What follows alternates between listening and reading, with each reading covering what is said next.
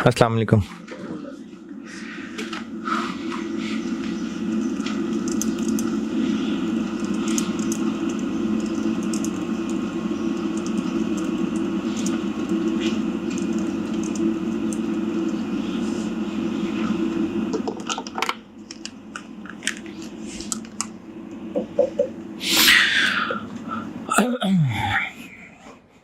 दुरूद शरीफ पढ़ें।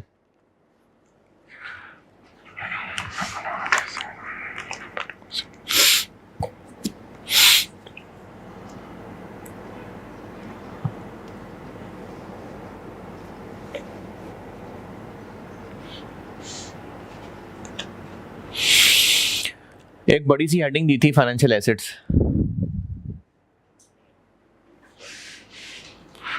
Financial assets की एक हेडिंग दी थी, मैंने कहा था थोड़ी बड़ी करके हेडिंग दें, और सारा कुछ फाइनेंशियल एसेट्स में चल रहा था। रिकग्निशन के बाद मैंने फाइनेंशियल एसेट्स की हेडिंग दिलवाई थी और उसमें फिर ये सब कुछ हो रहा था, तो बस अब वो सब बहुत हो गया। अच्छा, एक सवाल दिया था मैंने, वो भी करने की तौफीक हुई हो। ऑटम 22 का बी पार्ट कौन सा था? हाँ, दूसरी इन्वेस्टमेंट वो नहीं हुई। अच्छा, ओके ओके।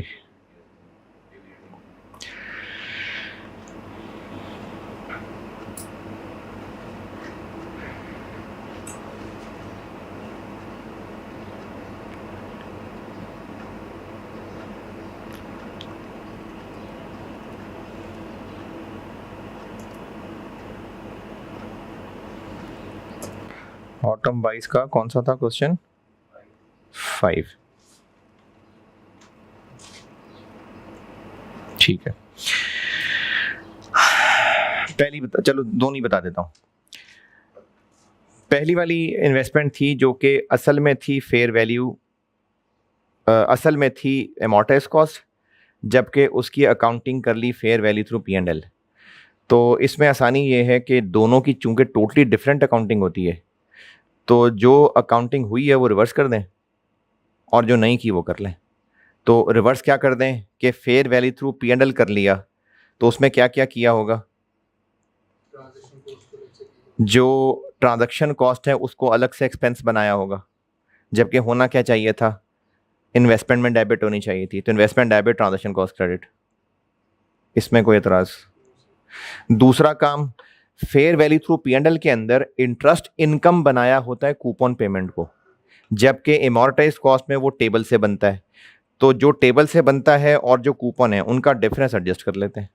जैसे कूपन है 12%, तो वो 12% 100 मिलियन पे लगा होगा। 100 मिलियन फेस वैल्यू है ना, 1 मिलियन बॉन्ड्स खरीदे थे, 100 रुपए का एक, तो 100 मिलियन, तो 100 मिलियन पे कूपन रेट मिला होगा 12%। तो फेयर वैल्यू थ्रू P&L में इसको इंटरेस्ट बनाया होगा, जबकि असल में इंटरेस्ट बनना चाहिए था वो जो इफेक्टिव इंटरेस्ट रेट वाला था।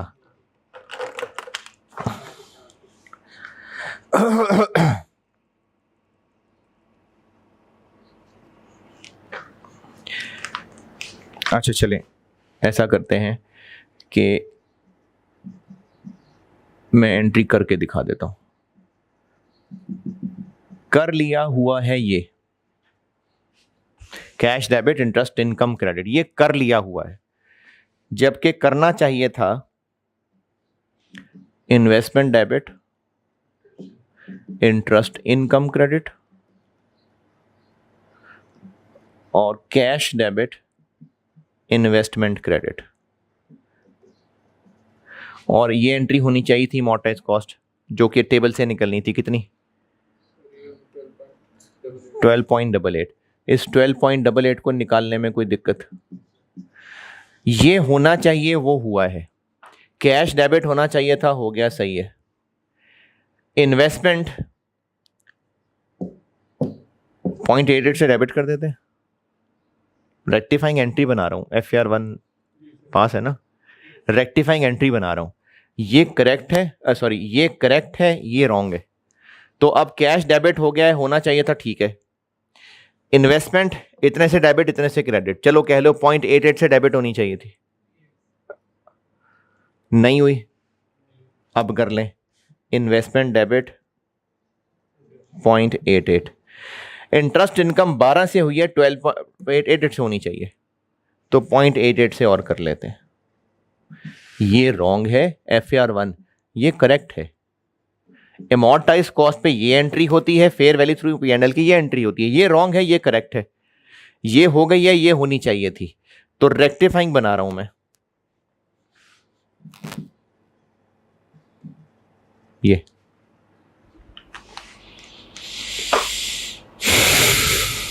और उसके अलावा जो साल के एंड पे इन्वेस्टमेंट को फेयर वैल्यू पे अपडेट किया था वो रिवर्स कर देते हैं। खरीदे कितने की थी इन्वेस्टमेंट? 95 की, जबकि ईयर एंड पे फेयर वैल्यू कितनी? 99, तो 4 मिलियन का गेन बनाया था, वो रिवर्स कर देते हैं। तो ये रेक्टिफिकेशन ऑफ एरर्स मिक्स करके उन्होंने FRS 9 का सवाल पूछा था। चूंकि FAR1 पास होता है लोगों का, तो मिक्स करके उन्होंने FRS 9 पूछा था। ये पॉइंट 1 है, पॉइंट 1 में कोई और एतराज? पॉइंट नंबर 2 में भी मैं यही सजेस्ट करूंगा कि आप रॉन्ग एंट्रीज और करेक्ट एंट्री रफ वर्किंग में कर लेना, फिर रेक्टिफाइंग बनाने में आसानी होगी। पॉइंट नंबर 2 में क्या हुआ? पॉइंट नंबर 2 में ये हुआ कि फाइनेंशियल एसेट को रख लिया। अच्छा, ये इन्वेस्टमेंट इन शेयर्स है पॉइंट नंबर 2, पहला वाला डिबेंचर था, ये शेयर्स है। इसमें हुआ ये कि फाइनेंशियल जो क्लासीफाई किया वो फेयर वैल्यू थ्रू OCI कर दिया, जबकि एसोसिएट होना चाहिए था। और इसमें मेरी गलती ये हो गई कि मैंने आपको ये होमवर्क करने को कह दिया, ये तो पढ़ा ही नहीं है अभी। पॉइंट 1 करना था बस, पॉइंट 2 नहीं करना था, पॉइंट 1 करना था। पॉइंट 2 अभी हमने पढ़ा ही नहीं है, ठीक है। पॉइंट 2 हमने पढ़ा नहीं है, वो इन्वेस्टमेंट इन एसोसिएट है, वो भी हमने पढ़ा ही नहीं है, तो पॉइंट 1 था बस। तो मुझे याद ही नहीं रहा बताना। पॉइंट 2 हमने पढ़ा ही नहीं है जी, पॉइंट 1 पढ़ा है अभी सिर्फ। पॉइंट 1 में कोई और मसला? पॉइंट 2 जब कंसोलिडेशन में एसोसिएट पढ़ लेंगे ना, फिर ये तब होगा। तो पॉइंट नंबर 2 ये एसोसिएट से रिलेटेड था। चलो जी, फाइनेंशियल एसेट्स बस बहुत हैं, और फाइनेंशियल लायबिलिटीज पे आते हैं। तो हेडिंग दे लें अब बड़ी सी, फाइनेंशियल लायबिलिटीज। जैसे फाइनेंशियल एसेट्स की हेडिंग दी थी ना, तो अब बड़ी सी हेडिंग दे दें financial liabilities.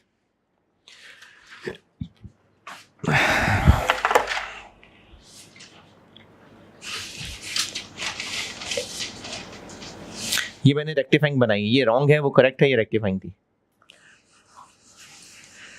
Financial liabilities,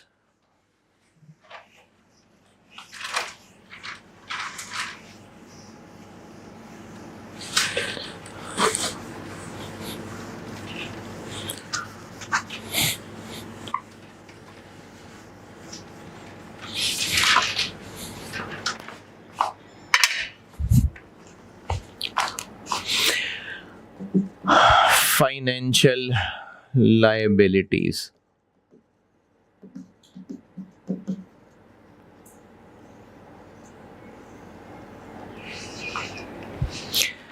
financial assets की हेडिंग थी, उसमें अब तक जो पढ़ रहे थे ना वो फाइनेंशियल एसेट्स था। अब फाइनेंशियल लायबिलिटीज। फाइनेंशियल एसेट्स में क्या क्या पढ़ा था? तरतीब से चलें अगर। नहीं, हेडिंग्स अगर देखें तो रिकॉग्निशन उससे पहले बता दिया था, फिर फाइनेंशियल एसेट्स की हेडिंग दी थी क्लासिफिकेशन, फिर उसकी मेजरमेंट। तो यहां पर भी ऐसा ही है, पहले पढ़ते हैं क्लासिफिकेशन।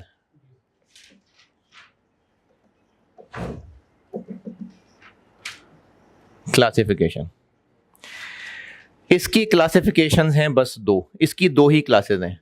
एक है एमोर्टाइज्ड कॉस्ट और एक है फेयर वैल्यू थ्रू P&L। इसकी 2 ही क्लासेस हैं, एमोर्टाइज्ड कॉस्ट और fair value through P&L।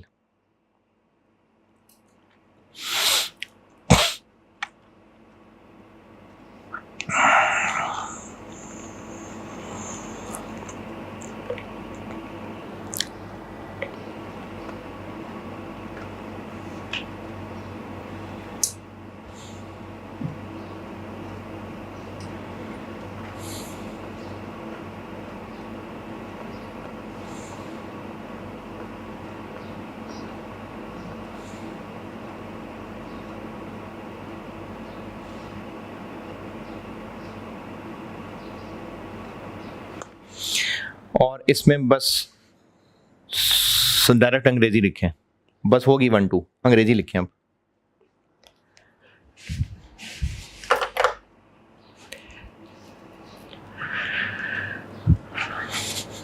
Financial liability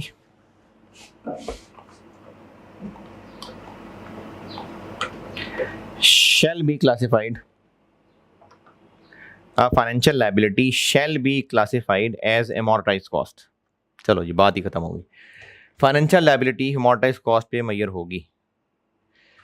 financial liability shall be classified as amortized cost, however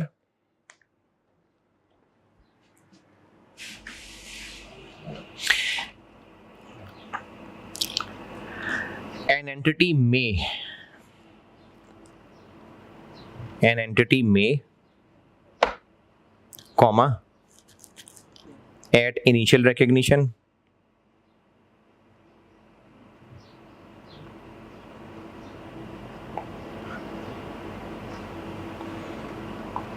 comma,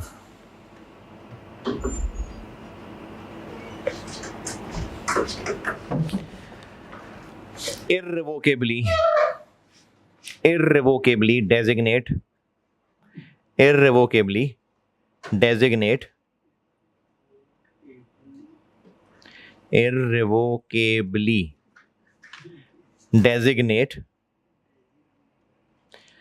a financial liability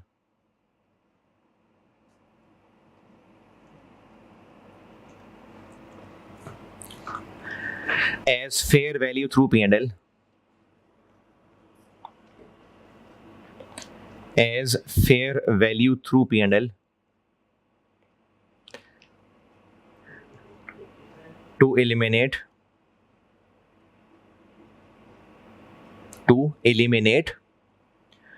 or significantly reduce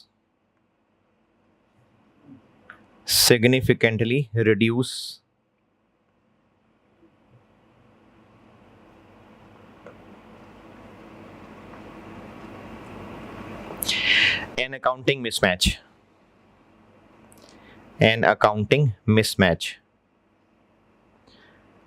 अच्छा, अब इसको समझाने से पहले एक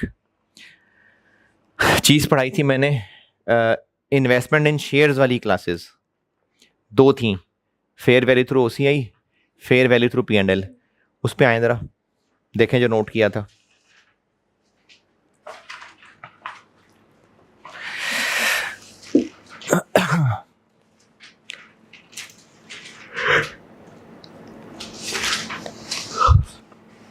इसमें क्या लिखा था?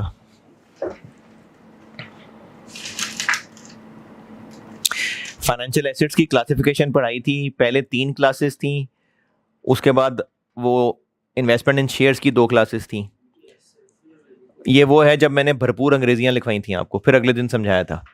तो वो इन्वेस्टमेंट इन शेयर्स उसकी 2 क्लासेस थी, उसकी मैंने 2 क्लासेस के पॉइंट्स लिख के बस सीधी अंग्रेजी लिखवाई थी। और वो अंग्रेजी क्या लिखवाई थी कि फेयर वैल्यू थ्रू P&L पे होगा, however fair value through OCI ले सकते हैं अगर एट इनिशियल रिकग्निशन। अच्छा, तो इसमें भी क्या था कि by default fair value through P&L था, लेकिन अगर कंपनी कसम खा ले तो फिर वो फेयर वैल्यू थ्रू OCI ले सकती है। बिल्कुल इसी पैटर्न पे अब आज वाला लेक्चर देखें। फाइनेंशियल लायबिलिटी की by default classification amortised cost है, यानी financial liability shall be classified as amortised cost. लेकिन अगर कंपनी चाहे तो कसम खा के फेयर वैल्यू थ्रू P&L कर सकते हैं। तो फाइनेंशियल लायबिलिटीज की 2 क्लासेस हैं, बाय डिफॉल्ट अमॉर्टाइज्ड कॉस्ट, लेकिन अगर कंपनी ने शुरू में कसम खा ली है फेयर वैल्यू थ्रू P&L तो फिर fair value through P&L।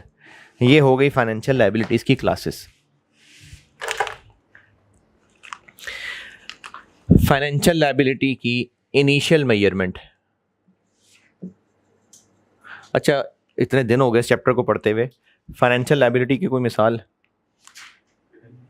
Debentures क्या? इन्वेस्टमेंट इन डिवेंचर्स,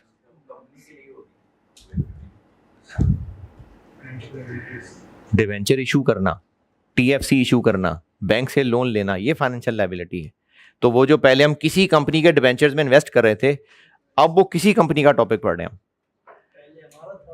हाँ, पहले हम किसी कंपनी के डिबेंचर्स में इन्वेस्ट कर रहे थे तो हम उसको इन्वेस्टमेंट कह रहे थे। अब वो जो किसी कंपनी है उनकी ये फाइनेंशियल लायबिलिटी है, तो हम उस किसी कंपनी को पढ़ रहे हैं।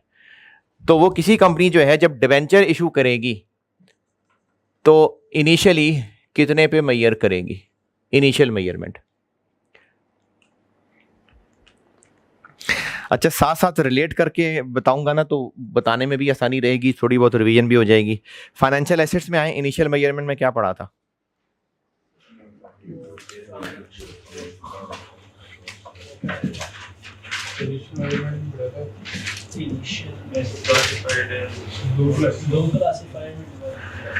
तो यहाँ भी हम वैसे ही कर लेते हैं।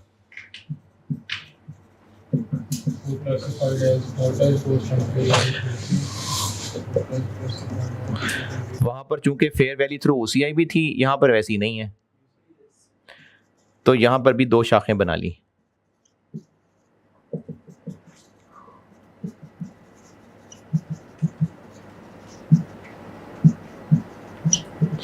अच्छा, इस शाख का फल क्या था? इस शाख का है फेयर वैल्यू ऑफ एसेट। इधर तो यहां पर भी हम ऐसे ही कर लेते हैं, at fair value of liability, और यहां पर at fair value of liability plus transaction cost.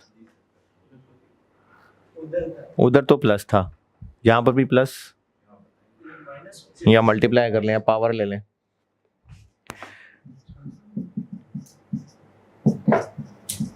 Minus transaction cost, minus transaction cost. क्यों? इसकी साइंस देखें। कंपनी ए, कंपनी बी, कंपनी बी ने इशू किए टीएफसी, और इसने इसको पैसे दिए। कंपनी बी ने इसको टीएफसी इशू किए, इसने कंपनी बी को पैसे दिए, और इसकी जेब से कैश इधर चला गया, इधर से कैश गया है, उधर कैश आया है। इसके लिए ये फाइनेंशियल एसेट था, इसके लिए फाइनेंशियल लायबिलिटी है।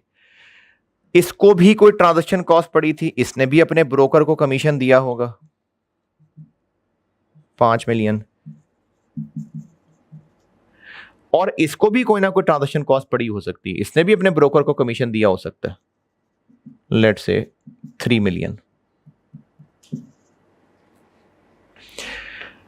ये इन्वेस्टर है, ये इन्वेस्टमेंट डेबिट कर रहा है, इसके पास से कैश जा रहा है, और बाय डिफॉल्ट जितने का खरीद रहे होते हैं वही फेयर वैल्यू होती है।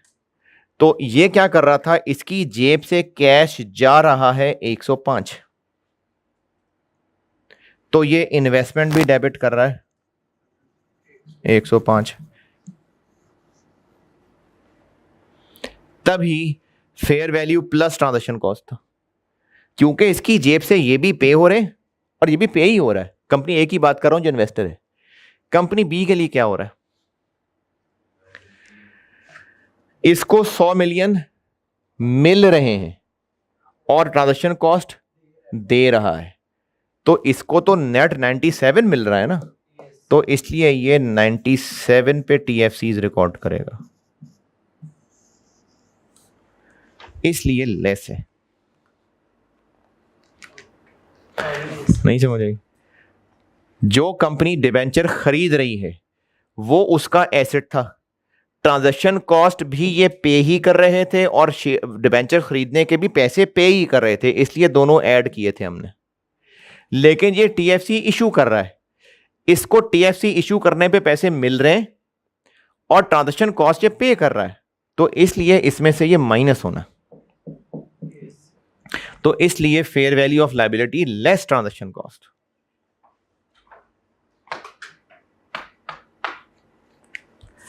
तो इनिशियल मेजरमेंट हो गई fair value minus transaction cost, और अगर फेयर वैल्यू थ्रू P&L है तो बस सिर्फ फेयर वैल्यू।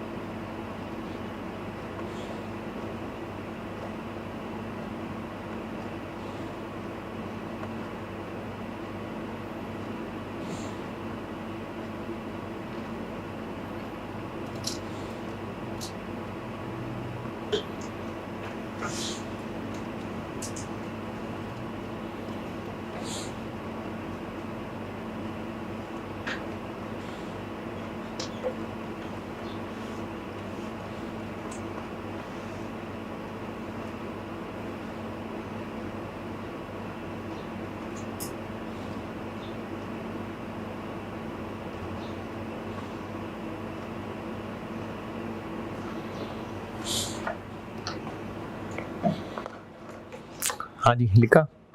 अच्छा, अब वहीं वापस एसेट्स पे आए, इनिशियल मेजरमेंट, कुछ एग्जाम नोट्स बताए थे।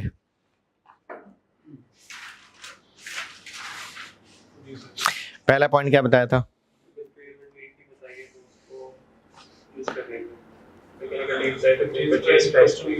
हाँ, दूसरा पॉइंट क्या बताया था? और जब अलग से फेयर वैल्यू दी होगी तो परचेज प्राइस और फेयर वैल्यू के डिफरेंस का P&L। ठीक है, फिर fair value to transaction cost will be recognised in P&L। Fair value to P&L। हाँ, ट्रांजेक्शन कॉस्ट को एक्सपेंस बनाएंगे। फिर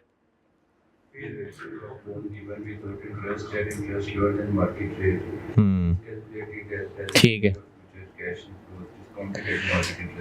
अब ये जो लायबिलिटी की इनिशियल मेजरमेंट पड़ी है, यही सारे नोट्स इसके लिए भी हैं, लेकिन सिर्फ टर्म चेंज हो जाएगी।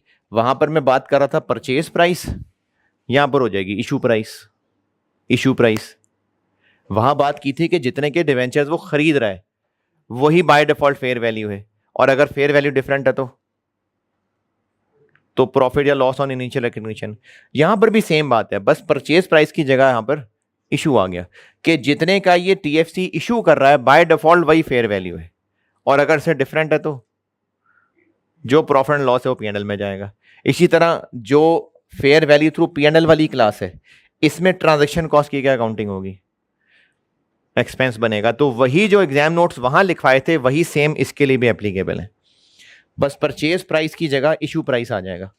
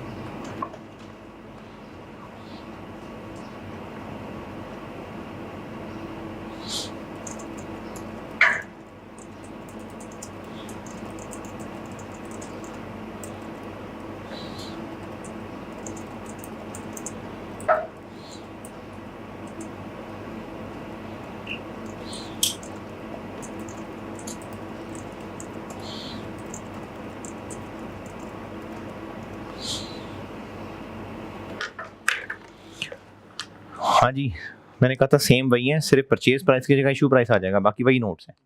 चलो, इनिशियल मेजरमेंट हो गई पूरी। सब्सिक्वेंट मेजरमेंट,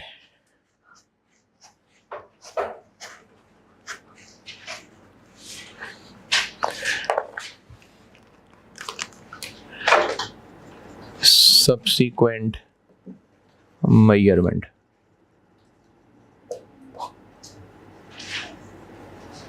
वहां भी मैंने हर क्लास की अलग अलग बताई थी, तो यहां भी 2 ही क्लासेस हैं, उनके लिए अलग अलग बताता हूं। पहले करते हैं एमोर्टाइज्ड कॉस्ट।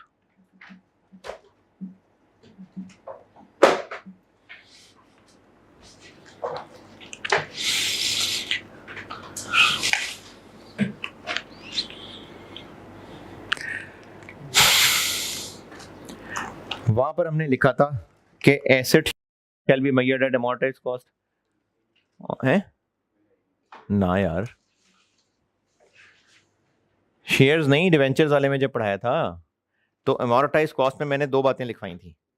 एक मैंने कहा था asset shall be measured at amortised cost using effective interest rate method, और दूसरा पॉइंट मैंने लिखा था इंटरेस्ट इनकम P&L में रिकॉर्ड होगी। सेम काम यहां भी है। चलो अंग्रेजी दोबारा लिख देता हूं, liability shall be measured at amortised cost, वही वाला काम है, सिर्फ इस सवाल में ना एक फर्क पड़ा है, ये वाला। वहां ट्रांजैक्शन कॉस्ट प्लस हो रही थी, यहां नेट हो रही है, बाकी सब वही कैलकुलेशंस हैं, और अकल से वो अकॉर्डिंगली ज़रा उलट हो जाएंगी। वहां इनकम थी या इंटरेस्ट एक्सपेंस होगा, लेकिन सवाल की मेहनत सब बिल्कुल वैसे ही है। Using effective interest rate method, और दूसरी बात थी कि इंटरेस्ट इनकम कहा था वहां, यहां कह देता हूं interest expense. Using effective interest rate shall be recognized in P&L। वहां साल के एंड पे एंट्री करते थे investment debit interest income credit, यहां क्या करेंगे? वहां करते थे investment debit interest income credit, interest expense debit investment credit. यहां पर हमने डिवेंचर्स के नाम से लायबिलिटी रिकॉर्ड की हुई है, TFCs के नाम से रिकॉर्ड की हुई है, तो interest expense debit debentures credit. Financial liability में क्या हो रहा है? कंपनी ने लोन लिया हुआ है, डिवेंचर इशू किए हुए हैं, जब डिवेंचर इशू किए होंगे तो डिवेंचर्स क्रेडिट किए होंगे, TFCs क्रेडिट किए होंगे, लोन क्रेडिट किया होगा, ये है फाइनेंशियल लायबिलिटी। जब फाइनेंशियल एसेट पढ़ रहे थे तब इन्वेस्टमेंट डेबिट होती थी, वो इन्वेस्टमेंट करता था। फाइनेंशियल लायबिलिटी कर रहे हैं तो ये लोन ले रहा है, ये लोन क्रेडिट कर रहा होगा, डिवेंचर्स क्रेडिट कर रहा होगा, TFCs क्रेडिट कर रहा होगा। है इन्वेस्टमेंट लायबिलिटी कौन सी होती है? नहीं यार, हम अपनी बुक्स में क्रेडिटर लिखते हैं कि डेटर क्रेडिटर लिखते हैं, कि उसका डेटर हमारा क्रेडिटर, क्रेडिटर ही लिखते हैं ना। हाँ, तो इसके सवाल करते हैं, ये लिख लें, सवाल करते हैं क्या?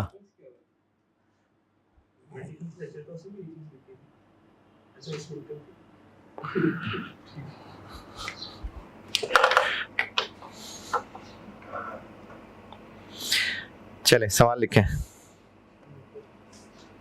कर लें नोट कर लें इसको।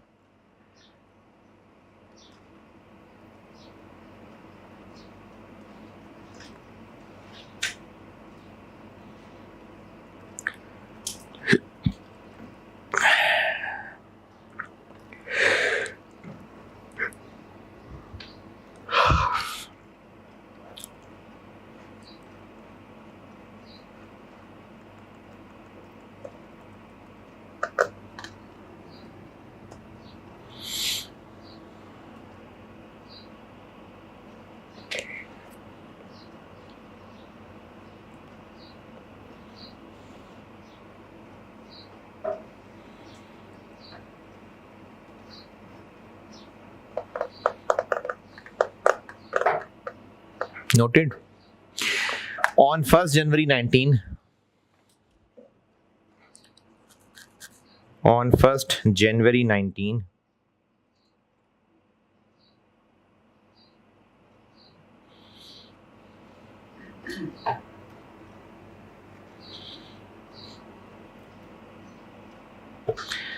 company issued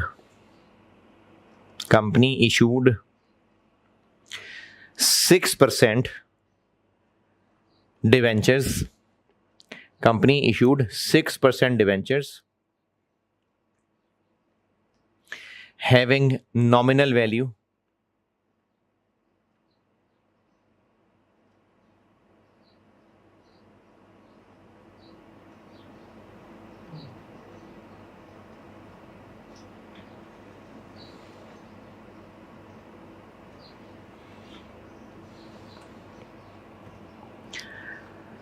uh, 80,000, having nominal value of 80,000. On 1st January 19, company issued 6% debentures having nominal value of 80,000 रुपए at a discount of 5%. At a discount of 5%. यानी कंपनी ने 80,000 फेस वैल्यू वाले डिबेंचर इशू किए 5% discount पे, और coupon rate कितना? 6%। ये जो नाम के साथ 6% लिखा हुआ है कूपन रेट है, तो कूपन रेट 6% है। These debentures will be redeemed. These debentures will be redeemed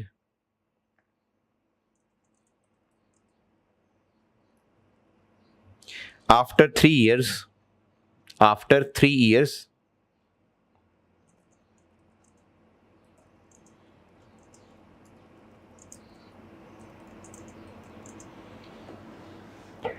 at a premium of 10%. At a premium of 10%.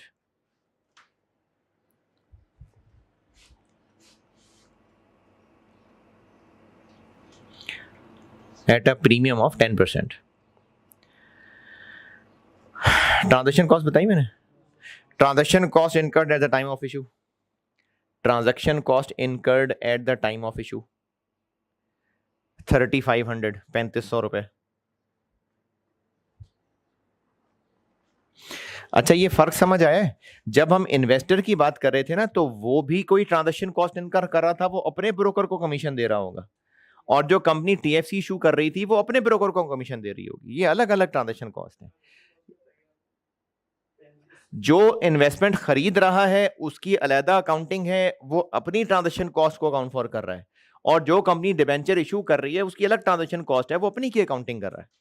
तो ट्रांजैक्शन कॉस्ट मैंने बताई 3500, 3500, 3500। Effective interest rate, effective interest rate 12.902।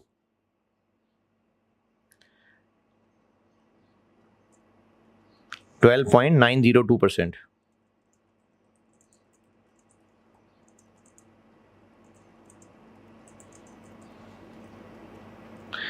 मुझसे रिक्वायर्ड है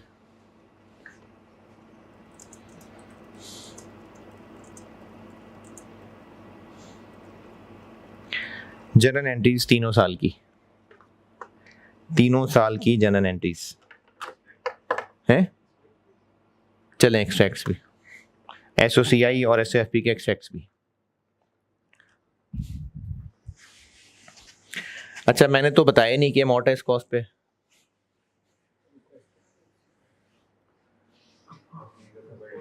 financial liability by default amortise cost है। Fair value through P&L हुई तो बताया होगा।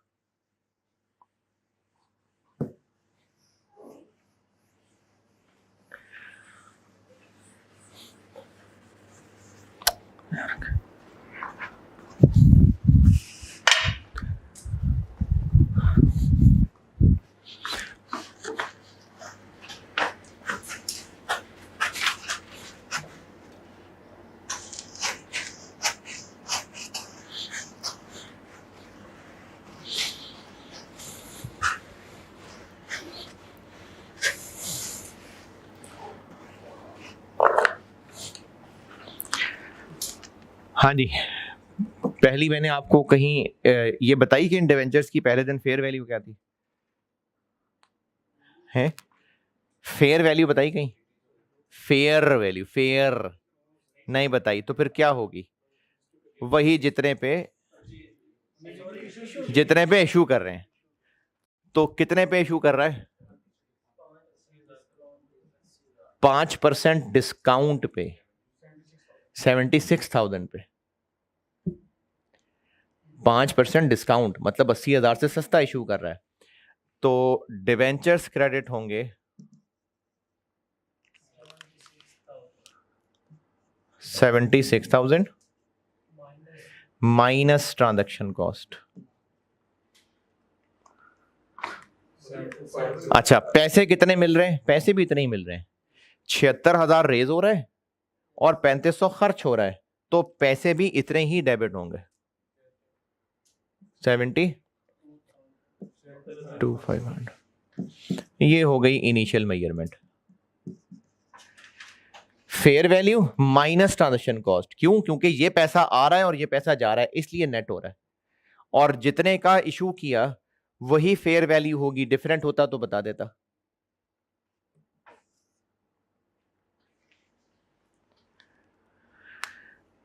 अच्छा, ये जिन सुस्तों ने लिखा नहीं ना, मैंने ये लिख लें तो अच्छा है। इनिशियल मेजरमेंट के मैंने जो नोट्स लिखवाए थे एसेट में, वही नोट्स यहां भी हैं। बस वहां पर परचेज के वर्ड की जगह यहां इशू का वर्ड आ जाएगा। वहां था परचेज प्राइस, यहां आ जाएगा इशू प्राइस। उसके बाद हर साल के एंड पे 2 काम होंगे। वहां होता था investment debit, interest income credit, यहां होगा इंटरेस्ट एक्सपेंस डेबिट। और यही डिबेंचर के नाम से जो लायबिलिटी बनाई हुई है, ये debentures credit. FAR 1 IS 23 borrowings थी ना, डिबेंचर TFC, तो ये वही बोरोइंग है, डिबेंचर्स लायबिलिटी है। ये फिगर कहां से मिलेगी? वो टेबल बनाना पड़ेगा। और वहां पर कैश डेबिट और इन्वेस्टमेंट क्रेडिट होती थी। अब कूपन पे करेंगे तो वहां था कैश मिलता, कैश डेबिट इन्वेस्टमेंट क्रेडिट। यहां पर कैश दे रहे हैं, तो डिबेंचर्स डेबिट और कैश क्रेडिट। कितना? जो कूपन है। तो हर साल यही दोनों एंट्रीज होती जाएंगी। और इसके लिए कर लेते हैं बिल्कुल वही वाली working. Date, opening balance, interest, contractual cash flow और क्लोजिंग बैलेंस। टेबल का स्टार्टिंग पॉइंट वो 72,500, 31 दिसंबर 19, 31 दिसंबर 20, 31 दिसंबर 21। इंटरेस्ट 12.902%, 9354। कॉन्ट्रेक्चुअल कैश फ्लो कितना? कूपन 6%। किसका? 6% फेस वैल्यू का 4800।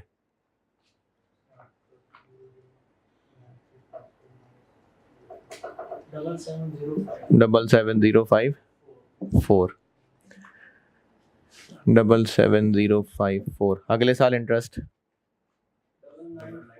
9942, 4800।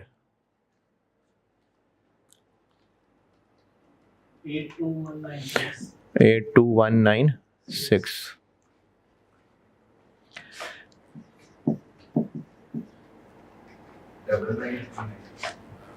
9939।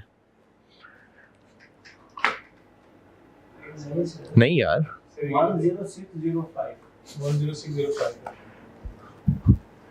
605 नहीं 604। अब यहाँ क्या लिखूं?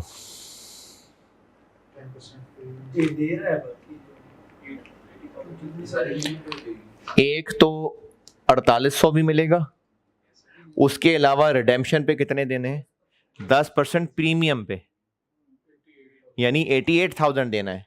तो 88 रिडेम्पशन पे देना है और 48 तो ये है ही है,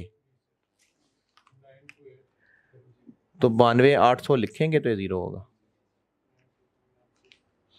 रिडेम्पशन के ऊपर था 10% प्रीमियम, यानी 88,000 रिडेम्पशन है और ये आखिरी कूपन तो है ही है।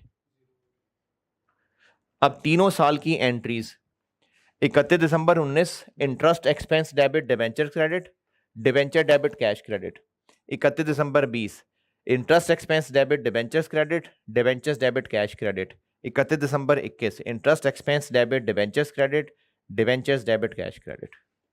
ये कर लें दोनों साल बाकी भी एंट्रीज, और ये यही है फाइनेंशियल लायबिलिटी।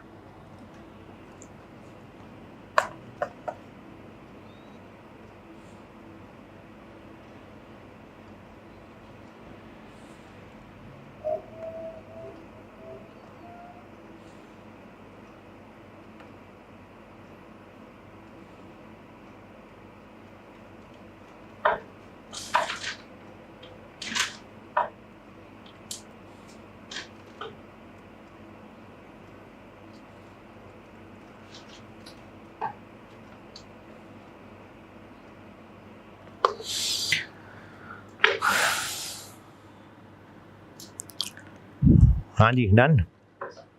अच्छा, अब एक सवाल, मैंने इसकी मुख्तलिफ वैरायटियाँ बनाई हैं। एक सवाल देखें बुक में।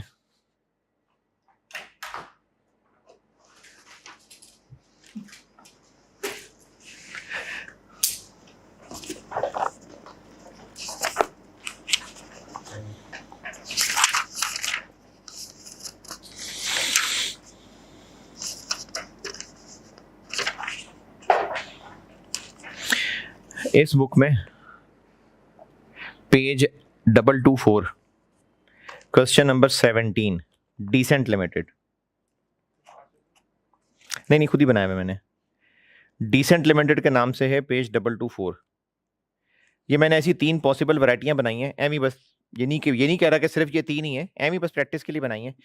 तो इन तीनों में ये टेबल पूरा कर दें और एंट्रीज लिख के करनी है तो लिख के कर लें, वरना ज़बानी सोल्यूशन से देख के मुतमईन हो जाएं बस।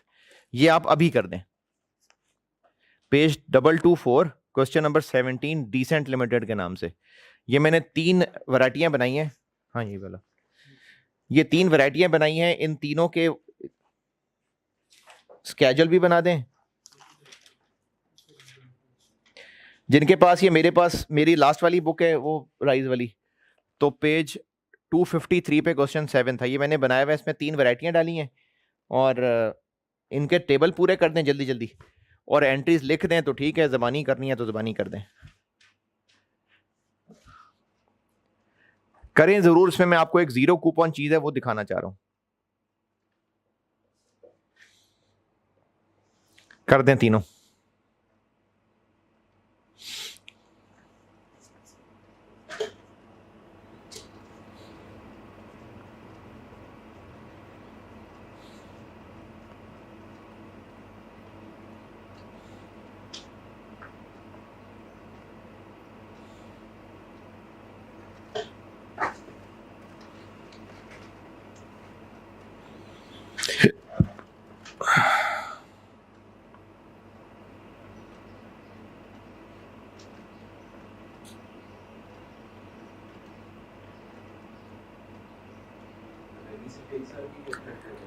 है टेबल पूरा कर देना, 3-3 साल है सारे, 3-4 टेबल पूरा कर दें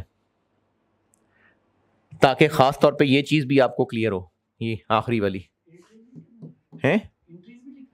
करनी है तो कर दें, जबानी करनी है तो जबानी देख लें, जबानी सोच के सोल्यूशन देख लें। एंट्रीज तो हर साल सेम ही होनी है ना, तो किसी एक साल की कर दें, बाकी जबानी देख लें, लेकिन ये टेबल जरूर गुजार लें तीनों हाथ से।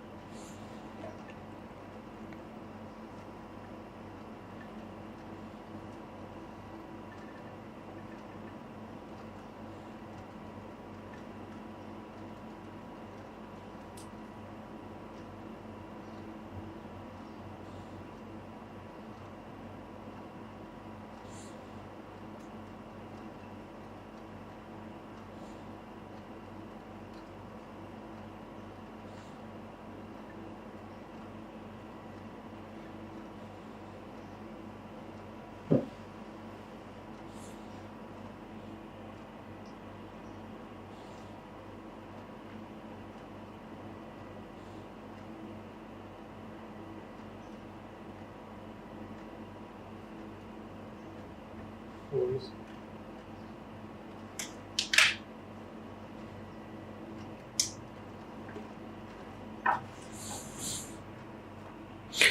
मिनट पॉज करना। हाँ जी, बट टाइम गुजार के बता दिया है कि अब देखा है, तो ये जीरो कूपन वाली बात समझ आ गई। बस सही है, ऐसे ही है, मतलब उसमें ये पेमेंट नहीं आ रही होगी। इसको कहते हैं जीरो कूपन बॉन्ड, यानी इसका नाम होता है जीरो कूपन बॉन्ड, कि उसमें पेमेंट नहीं होती, इश्यू हुआ होता है बहुत सस्ता, पेमेंट कोई नहीं होती, आखिर में जाके बस फेस वैल्यू पे हो जाती है। शुरू में पैसे बहुत थोड़े दिए होते हैं ना, जैसे अगर इन्वेस्टर ने आज हमें 1 लाख रुपए के डिवेंचर्स के लिए पैसे दिए और उसको 3 साल बाद लाख वापस मिलना है और दरमियान में कोई कूपन नहीं मिलना, तो आज वो हमें लाख नहीं देगा, आज वो हमें लेट से 60-65 हज़ार दे रहा होगा, तो उसको जीरो कूपन कहते हैं। तो ये जीरो कूपन की भी मैंने कहा एक वैरायटी आपके सामने आ जाए। ठीक है, डन। अच्छा, अब एक सवाल और खड़का दें, और वो खड़का दें आप, क्योंकि मैंने तो बोर्ड पे बहुत सारी प्रैक्टिस करा दी यार, मैंने कहा भी जरा पास्ट पेपर के भी साथ साथ खड़क जाए ना तो अच्छा हो जाएगा। आप देखिए क्वेश्चन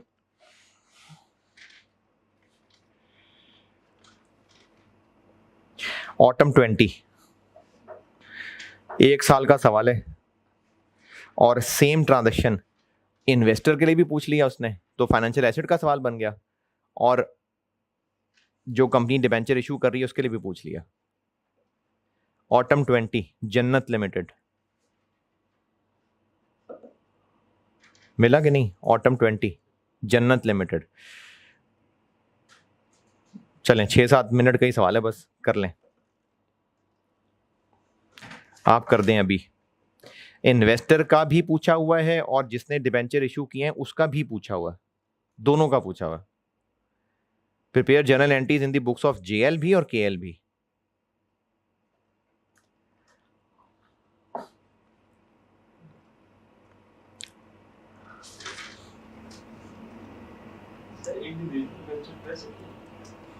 नहीं, टोटल ना कर दें, यानी टेबल इंडिविजुअल का बनाना है।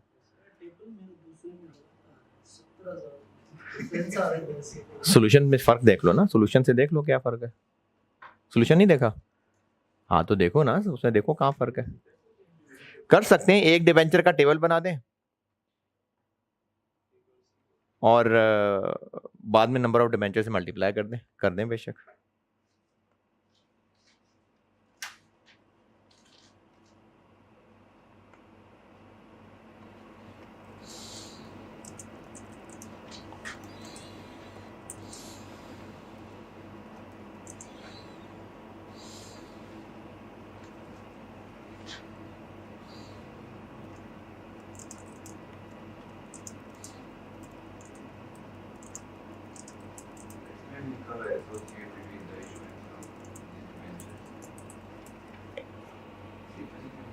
क्या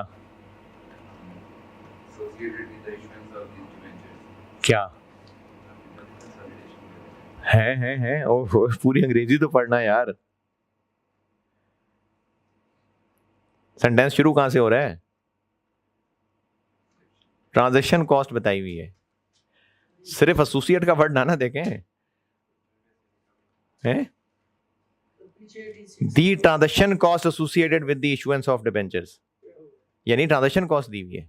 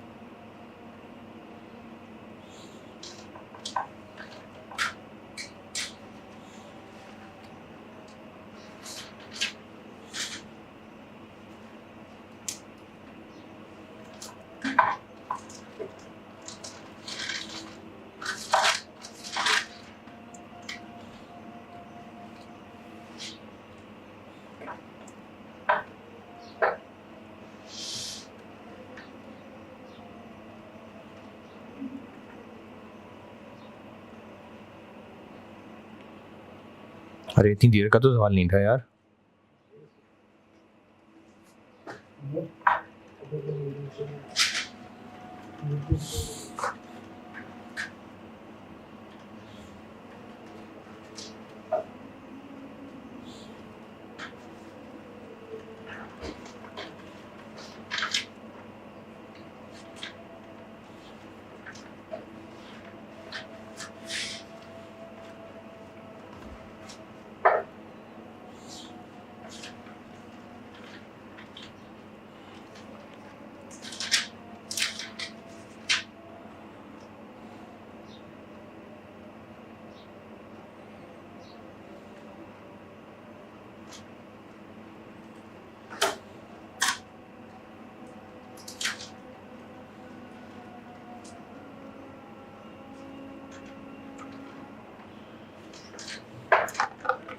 हाँ जी,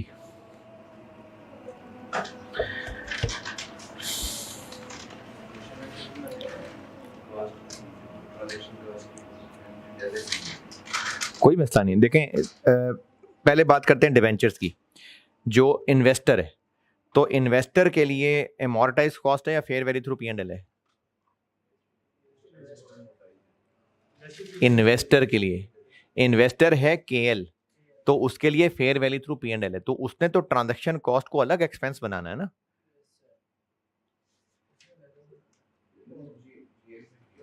अच्छा, JL में चूंकि एमोर्टाइज कॉस्ट है और ट्रांजैक्शन कॉस्ट, JL की ट्रांजैक्शन कॉस्ट कितनी है? 5.5। तो इसको इसने डिवेंचर में ही नेट करना है। अब अगर वो उसी एंट्री में नेट कर दें या दो अलग अलग एंट्रीज कर दें तो एक ही बात है, उसी में ही नेट कर दें, रिजल्ट वही बनेगा। और बाकी सिर्फ 1 साल की एंट्रीज मांगी हुई हैं। क्या?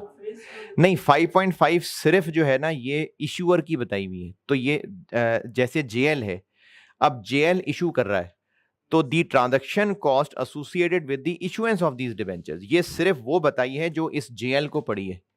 KL को क्या ट्रांजैक्शन कॉस्ट पड़ी है वो कोई नहीं बताई अलग से, तो इसलिए उसकी कोई नहीं है ट्रांजैक्शन कॉस्ट।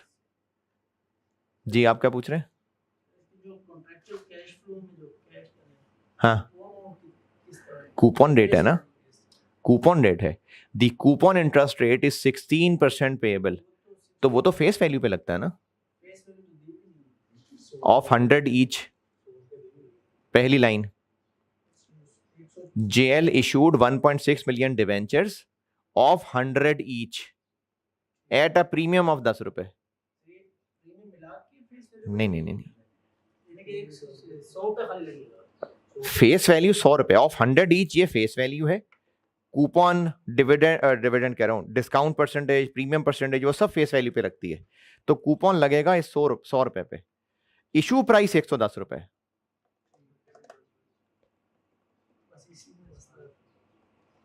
हाँ जी, डन। को बहुत मुश्किल है, आसान है, क्या है? तो मैंने ना अभी 7 एग्जाम प्रैक्टिस भी ऑलमोस्ट सारी ही करा दी इसीलिए। अच्छा, अब इसमें ना सिर्फ एक चीज़ रह गई है, फेयर वैल्यू थ्रू P&L। अभी मैंने अमोर्टाइज कॉस्ट कराया ना, फेयर वैल्यू थ्रू P&L वो कल कराता हूँ। और इफेक्टिव इंटरेस्ट रेट निकालना एहतियातन सिखा देता हूँ। वैसे वो टेस्ट हुआ नहीं, कभी होना चाहिए भी नहीं, लेकिन मैं एहतियातन सिखा दूंगा। तो फेयर वैल्यू थ्रू P&L एक चीज़ रह गई है, और इसके MCQs तो कल ये मैं ख़त्म कर देता हूँ। ठीक है, अल्लाह हाफिज़।